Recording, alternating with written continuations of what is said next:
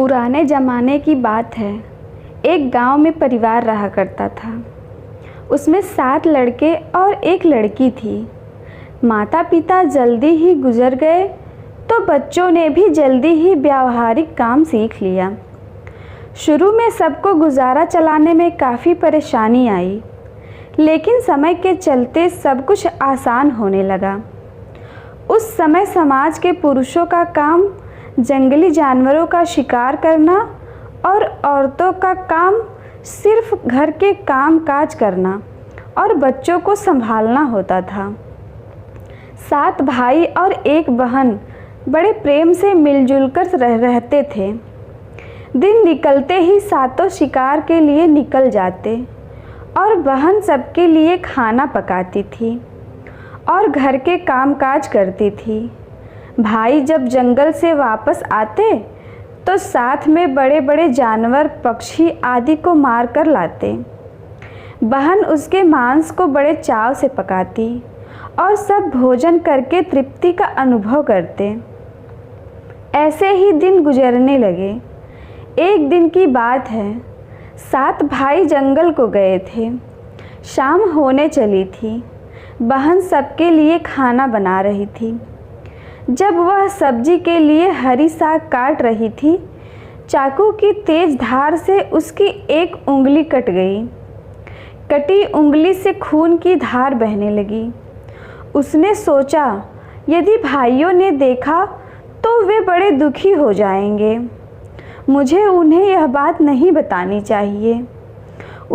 उसने बहते खून को अपनी ओढ़नी से पोंछना चाहा, किंतु लगा कि उसके भाई देख लेंगे। फिर उसने दीवार पर पोंछना चाहा। फिर लगा यहाँ तो और अच्छी तरह से दिखाई देगा। वह बेचैन होकर इधर उधर घूमने लगी। कोई ऐसी जगह नहीं मिली जहाँ उसका बहता खून भाइयों की दृष्टि से बच सके। अंत में कोई उपाय न देखकर उसने उसी साग से पोंछ लिया जिसकी वह सब्जी बनाने जा रही थी। शाम को भाई जंगल से वापस आए। बहन ने खाना परोसा। आज सातों को साग बहुत स्वादिष्ट लगा। सातों अपनी उंगलियां चाटते रह गए। बहन की पाक कला की तारीफ की। अपनी तारीफ सुनकर बहन भी खुशी से फूली नहीं समाई। दिन भर के थके होने के कारण सातों भाई जल्दी ही सो गए। अगली सुबह रोज की तरह खा पीकर सातों भाई जंगल की ओर निकल पड़े। जब शिकार तलाशते तलाशते थक गए, सभी एक पेड़ की छांव में बैठकर आराम करने लगे। बातों बातों में रात के भोजन में बहन के द्वारा बनाई गई साग की चर्चा होने लगी। सब कह रहे थे कि इतनी स्वादिष्ट साग की सब्जी आज तक नहीं खाई थी। सबने तय किया कि आज इसके बारे में बहन से ज़रूर पूछेंगे और जान लेंगे कि साग में उसने क्या क्या मिलाया था। शाम को सातों भाइयों ने दोबारा बहन की पाक कुशलता की तारीफ करते हुए पूछा, प्यारी बहन, कल रात के साग में तुमने क्या क्या मिलाया था? बहन बताना नहीं चाहती थी। वह सोच रही थी कि अगर उन्हें पता चला कि उसकी उंगली कट गई है तो सभी बहुत दुखी हो जाएंगे। इसलिए उसने जवाब में कहा, कुछ नहीं। बड़े भाई ने कहा, प्यारी बहना, तुम्हें बताना ही पड़ेगा। मैं जानना चाहता हूँ कि हमारी बहन ने इतना स्वादिष्ट साग कैसे बनाया। तुम्हें मेरी सौगंध है। बड़े भाई का सब सम्मान करते थे। बहन को सच बोलना ही पड़ा। उसने धीरे धीरे सारी बात बताते हुए कहा, बस इतना ही, अपना खून मिला दिया था और ज़्यादा कुछ नहीं। यह सुनकर 6 भाइयों के मन में एक कुटिल ख्याल आने लगा। वे सोचने लगे, इसके खून की चंद बूंदें इतनी स्वादिष्ट हैं तो इसका मांस कितना स्वादिष्ट होगा। रात के खाने के बाद सातों सोने चले गए। सातों में फिर उसी बात की चर्चा छिड़ गई। बड़ा भाई कहने लगा, अरे खून की कुछ बूंदें इतनी स्वादिष्ट हैं तो शरीर का मांस कितना स्वादिष्ट होगा। सब ने बड़े भाई की बात में हाँ मिलाया। अगले दिन शिकार के लिए जाते समय सातों ने यह योजना बनाई कि बहन को मारकर उसका मांस बनाएंगे, खूब स्वादिष्ट होगा। सातवें भाई को अपने बड़े भाइयों की युक्ति बिल्कुल भी उचित नहीं लगी। वह अपनी प्यारी बहन को बचाने के लिए बेचैन हो गया। वह खुलकर इसका विरोध नहीं कर सकता था क्योंकि 6 भाई एक तरफ थे। शिकार करने के बाद सभी भाई ने मिलकर एक टीले पर बांस का एक चबूतरा बनाया। उनकी योजना यह थी कि बहन को फुसलाकर यहाँ लाएंगे और मारकर उसकी हत्या करेंगे और उसका स्वादिष्ट मांस खाएंगे। अगले दिन बड़े भाई ने बहन से कहा, प्यारी बहन, तुम बड़ी हो गई हो और शादी के लायक हो गई हो। मैंने तुम्हारे लिए एक सुंदर से वर की तलाश की है। आज हम उसका घर देखने जाएंगे। तुम्हें भी सज संवर कर हमारे साथ चलना होगा। बहन शादी की बात से बहुत खुश हुई।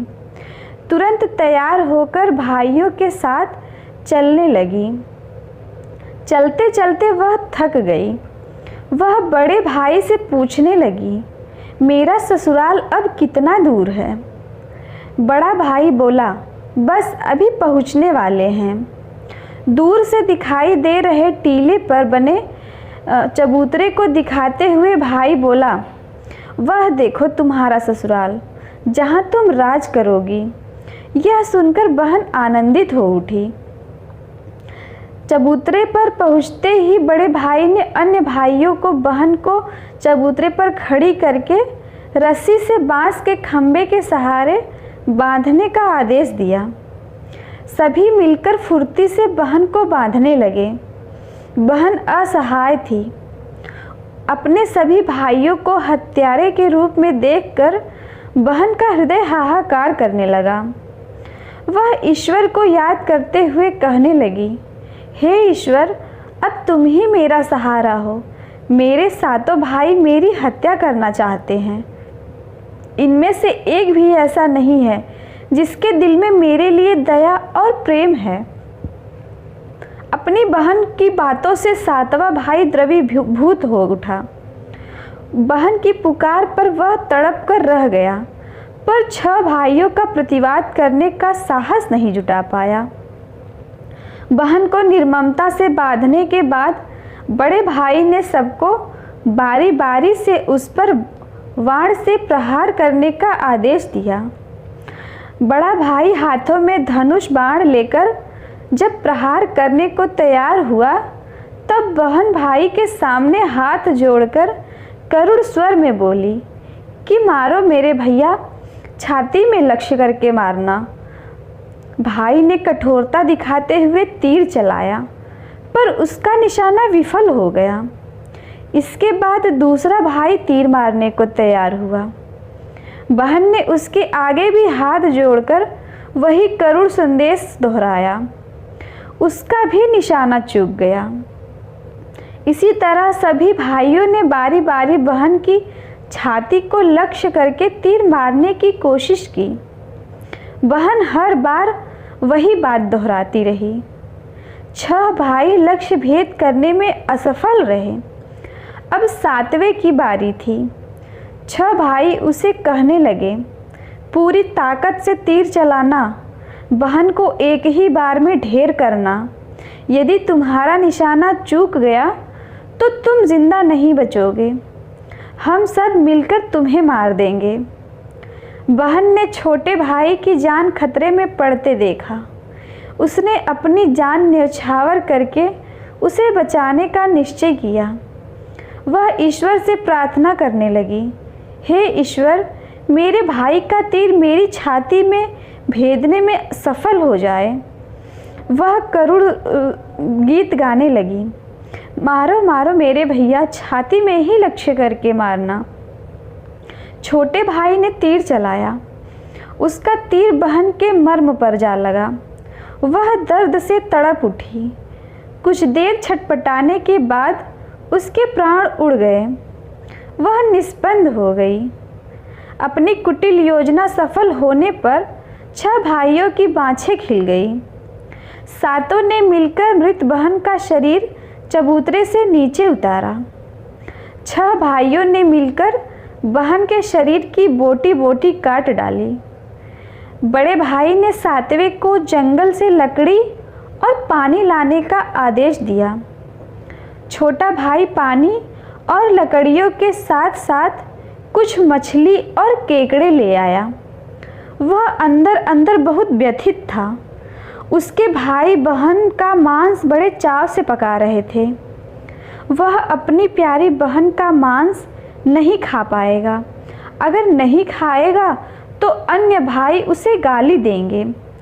उसने मांस बनाते समय चुपके से अपने साथ लाई मछलियाँ और केकड़े को आग में दे दिया और अपना खाना जुगाड़ किया।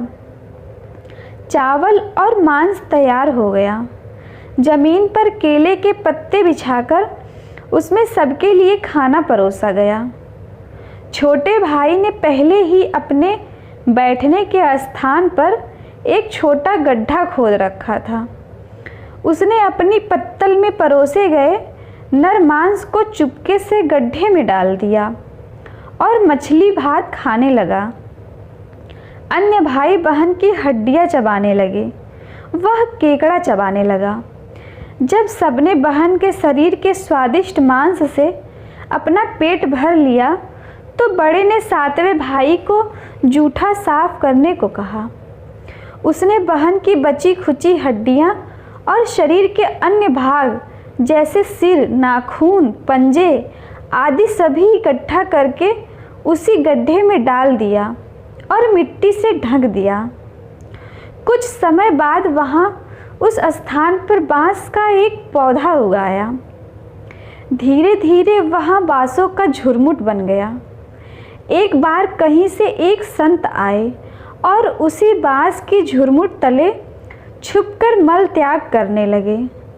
उसी समय आकाशवाणी हुई, संत दुर्गंध आ रही है, संत दुर्गंध आ रही है। बार बार यह आकाशवाणी सुनाई देने लगा तो संत ने झटपट उस स्थान को साफ किया। उन्होंने झुरमुट में से एक बांस काटा और अपने साथ ले गए। उस बांस से उन्होंने एक केंद्रा बनाया जो पुराने समय में बजाने का यंत्र हुआ करता था। वे उसे बजा बजा कर दिन भर लोगों के घर जाकर भिक्षा मांगते थे और बदले में खूब सारा उपदेश देते थे। एक दिन संत भिक्षा के लिए बड़े भाई के द्वार पर गए। तब तक 6 भाइयों का विवाह हो चुका था। केवल 7वां कुंवारा था। ज्यों ही संत ने बड़े भाई के आंगन में कदम रखा त्यों ही संत का केंद्रा स्वयं बोल उठा, नहीं बजो रे केंद्रा, यह दुश्मन का है सबसे बड़ा। नहीं बजो रे केंद्रा। दया प्रेम सब छोड़कर रिश्ते में यही दाग लगाया। नहीं बजो रे केंद्रा, यही है दुश्मन सबसे बड़ा। योगी के बाजे से बार बार निकल रही इस रुदन से बड़े भाई के पसीने छूटने लगे। उसने अपनी पत्नी से योगी को तुरंत भिक्षा देकर विदा करने को कहा। इसी तरह योगी बारी बारी से 6 भाइयों के द्वार पर उपस्थित हुए। उनके आंगन पर कदम रखते ही केंद्रा से स्वयं यही गीत बजने लगता। उन्होंने भी अपनी पत्नी को तुरंत ही कुछ भिक्षा देकर विदा करने को कहा। उनके मन में यह डर समा गया कि यदि इसी तरह योगी का केंद्रा बजता रहा तो उनकी यह पोल खुल जाएगी कि वे अपनी बहन के हत्यारे हैं। अंत में संत 7वें भाई के घर पहुँचे जो अभी तक कुंवारा था। वह अकेले रहता था। जब योगी उसके द्वार पर उपस्थित हुए केंद्रा बोल उठा, बजो रे बजो केंद्रा, मेरे सबसे छोटे भाई के घर। मन की बात मन में छुपाकर युग युग से रख रहा है अंतर में। बजो रे बजो केंद्रा, यही है मेरे सबसे प्यारे भाई का घर। योगी के केंद्रा से प्यारा और दिलचस्प गीत बजते सुनकर छोटे भाई ने उन्हें सम्मान के साथ अपने घर में बैठने के लिए आसन दिया। तांबूल पान और जलपान से उनका सत्कार किया। इसके बाद केंद्रा के विषय में चर्चा हुई। योगी ने केंद्रा की जन्म कहानी सविस्तार सुनाई। छोटे भाई ने उस केंद्रा को उसे देने की प्रार्थना की तो योगी ने उसे छोटे भाई को सौंप दिया। योगी के चले जाने के बाद छोटे भाई ने केंद्रा को अपने बिस्तर के सिरहाने की तरफ एक साफ सुथरे स्थान पर धूप दीप जलाकर सम्मान के साथ रखा। कुछ दिनों के बाद छोटे भाई के घर में कुछ परिवर्तन दिखाई देने लगे। जब भी वह काम से लौटकर आता सारा घर साफ सुथरा पाता। जब रोज रोज यही बात दोहराने लगी तो छोटे भाई ने अपनी भाभियों के घर जाकर पूछा, मेरी गैर हाजिरी में आप लोग मेरा घर साफ करते हैं क्या? सभी ने जवाब दिया, हमें अपने घर के काम काज से फुर्सत नहीं है, तुम्हारा घर कैसे साफ करती? छोटे भाई ने निश्चय किया कि आज वह छुपकर देखेगा कि उसका घर कौन साफ करता है। वह घर के कोने में छुप गया। घर सुनसान होते ही स्थापित केंद्रा से उसकी बहन की शक्ल की एक लड़की निकली। घर का सारा काम किया और फिर उस केंद्रा में समा गई। छोटे भाई ने यह बात अपनी बड़ी भाभी को बताई। बड़ी भाभी ने उसे समझाया, ज्यों ही लड़की केंद्रा से बाहर निकलेगी तुम केंद्रा को आग के हवाले कर देना, फिर उस पर तुलसी जल छिड़क देना, फिर देखना क्या होता है। छोटे भाई ने बड़ी भाभी के कहे मुताबिक काम किया। उसने लड़की के निकलते ही केंद्रा को आग में डाल दिया और लड़की पर पवित्र तुलसी जल का छिड़काव किया। तुलसी जल के स्पर्श से वह मानव रूप में आई। भाई ने देखा यह तो उसकी प्यारी बहन है। उसने अपनी बहन को गले से लगा लिया। उसके बाद दोनों भाई बहन बड़े प्रेम से जीवन बिताने लगे। कहते हैं निस्वार्थ प्रेम ही रिश्तों को बनाए रखता है। रिश्तों को कलंकित करने वाले कभी छुप नहीं सकते। अगर कहानी अच्छी लगी हो तो प्लीज़ लाइक करें, शेयर करें और कुछ कमेंट भी करें और चैनल को सब्सक्राइब भी करें। धन्यवाद।